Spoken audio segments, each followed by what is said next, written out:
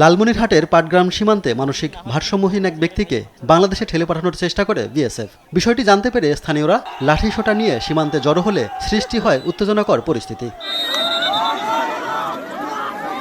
BGB জানায় ওই ব্যক্তিকে শূন্যরেখা থেকে ফেরত পাঠানোর পরও বাংলাদেশে পাঠানোর চেষ্টা করে বিএসএফ। পরে বিজিবির হস্তক্ষেপে পরিস্থিতি নিয়ন্ত্রণে আসে। একই রাতে পাটগ্রামের পানবাড়ি ও কলসিরমুখ সীমান্তে প্রায় 14 জন নারী পুরুষকে পুষিনের জন্য জড়ো করলেও বিজিবি ও স্থানীয়দের বাধার মুখে তাদের নিয়ে ফেরত যায় বিএসএফ। মেহেরপুরে গাংনী সীমান্তেও শিশু ও নারীসহ কয়েকজনকে বাংলাদেশে পাঠানোর চেষ্টা চালানো হয়, তবে বিজিবির করা অবস্থানের কারণে সেই চেষ্টাও ব্যর্থ হয়।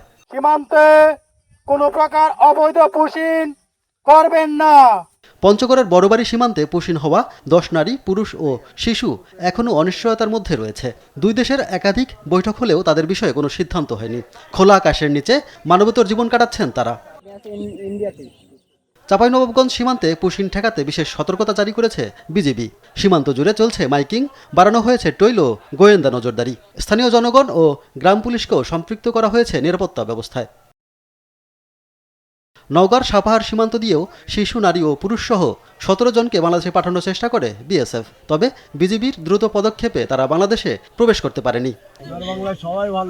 সীমান্ত জুড়ে বাড়তি সতর্কতা, স্থানীয়দের সম্পৃক্ততা আর বিজিবির কঠোর অবস্থানের মধ্যেই অবৈধ পুশিন ঠেকানোর চেষ্টা অব্যাহত রয়েছে। তবে একের পর এক এমন ঘটনায় সীমান্ত পরিস্থিতি নিয়েও উদ্বেগ বাড়ছে। সুব্রত গাইন, দেশ টিভি নিউজ ডেস্ক।